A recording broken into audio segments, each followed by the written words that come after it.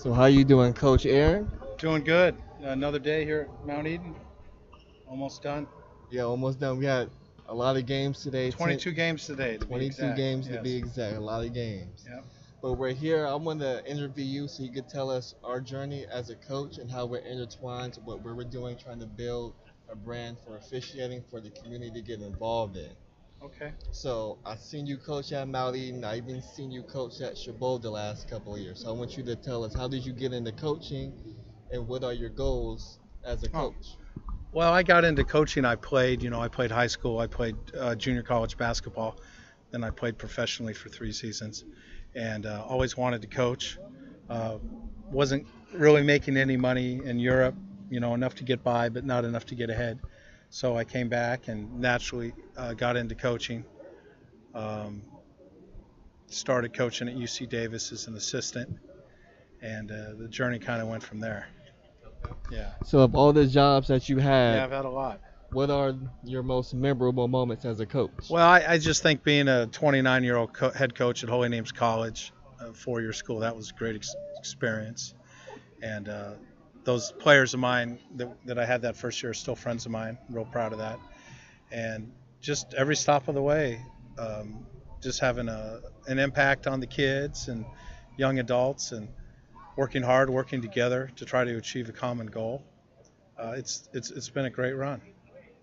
That's good to hear. It's been a great run. I'm pretty sure during that run there was a lot of tough calls that either didn't go your way or Oh, did go your way. well, it's funny about the officials is so, like, remember Pat Riley, right? So it's a trend. It's a fad. People do fads, and so back in the 90s, people thought coaching was yelling at the refs because that's what Pat Riley did. And when you start to think about it, basketball is the most over coached, under-taught game that we know. So essentially, if you're going to spend your time yelling at officials when your players are not in the stance, your players aren't running the floor, your players are not blocking out, they're not squaring up with the ball, I think your emphasis is wrong. I think you need to concentrate on having your players play better and to leave the referees alone. I've always felt that the officials, the calls are going to even out, and it was really a waste of energy to get on them. That's my philosophy, because there's just so much to teach. And then if you start being belligerent with the officials, and then the kids kind of pick up on it, and that's the last thing they need to be doing. They need to worry about their basketball.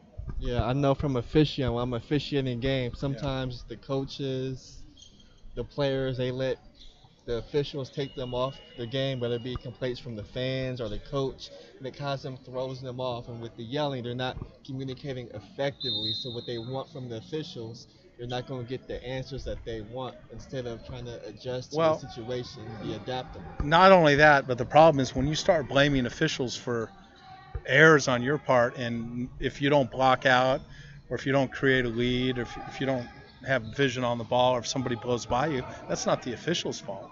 But if you start blaming the officials, now you're hurting your own game, and that's just horrible. I mean, the officials do not care who wins or loses. They're just there. Most of them are really good guys or ladies, and everybody likes to get paid, but they're there because they want to work with the youth. And I really think getting on the officials is going down the wrong road. So you said something that was real interesting. You said working with the youth, and that's tailor made. We are trying to get involved with the youth. We had some referees who are currently in high school who are learning to officiate.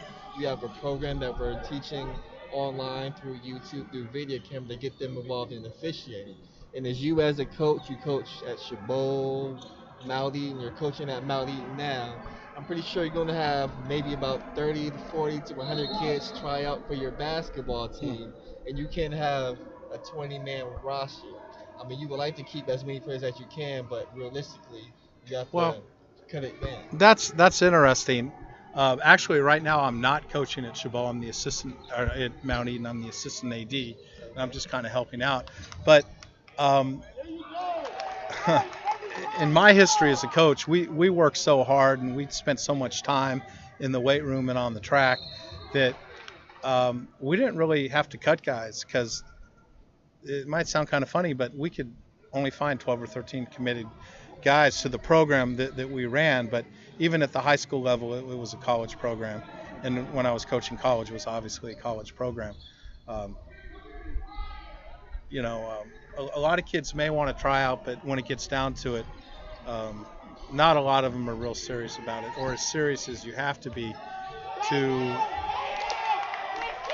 maximize your talent. Yeah, So you say you were the assistant AD at Mount Eaton. yeah, What that's are what I'm. some of the goals that you're trying to accomplish at Mount Eaton? I see you guys got a brand new Yeah, football stadium. If you could yeah, show this brand new football stadium for us, they got the track, they got the turf. I remember when it was all grass and dirt. and dirt. Yeah, Now it's it's beautiful. I mean, we want to get the kids involved. We want them to play. Uh, we want them to go to school. We want them basically to be successful in life. And I feel, and a lot of my peers feel, that through sports you can learn life lessons that are going to benefit you and going to benefit the community. I feel that we have too much of an emphasis in youth sports, and I'm not just talking about basketball, but it's certainly not limited to basketball, where people think they're going to get something from playing sports, whether it's a scholarship or to go professionally. That's not realistic, and that's not healthy.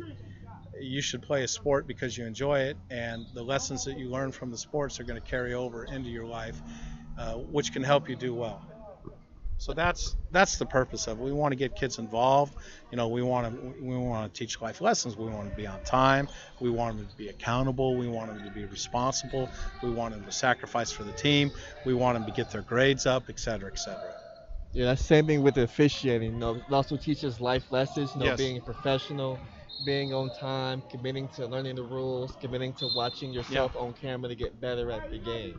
So with officiating, we're trying to reach out to the youth, and we're going to ask people in the community, such as yourself, since you're in a position where you're able to connect and network with different people. We want to reach out to you, reach out to your student body and get them involved in officiating. Tell them about tailor-made Oh officials yeah, so sure. they can get involved and have a chance to make money. And if they choose to and they want to take it serious, they can take it to the college level, which I have done, and then take it to the professional level if I that's what they choose to do. I think everybody who plays should also officiate, because I think it gives you a different perspective. And as we started early on the interview, it's the officials are not out to get you. That is a horrible disposition to take. Don't worry about the officials. Just worry about your game and respect the officials. Because if you go down and play, I know when we used to play, either it was indoors or outdoors, and you didn't have officials there, the games went on forever because guys are calling fouls, guys are arguing, guys are going to the car getting their gun, whatever it is. It's crazy. You have to wait 2 hours to get into a game. You should want to play with officials because it makes the game better, cleaner, and crisper, and you should appreciate the officials. It's like you should appreciate the officials. We also Absolutely. appreciate the players. They put a lot of time practicing, coaches a lot of time Oh, yeah. preparation. So it's good to see a school like Mount Eaton. They have the clock set up, the gyms are ready to go. They really provide a good atmosphere for the students to enjoy a game to improve their life. So with that said, Coach, we're going to close out the interview. Is there any final words that you have for us? Well, no, we just appreciate you and your organization, Will Smith. I mean, you guys do a great job, and we've enjoyed working with you, and look forward to working with you for a long, long time. Well, with that said, Coach, this is Taylor Made. I'm Ken Thomas. You guys know me as Mr. Smooth. Peace out.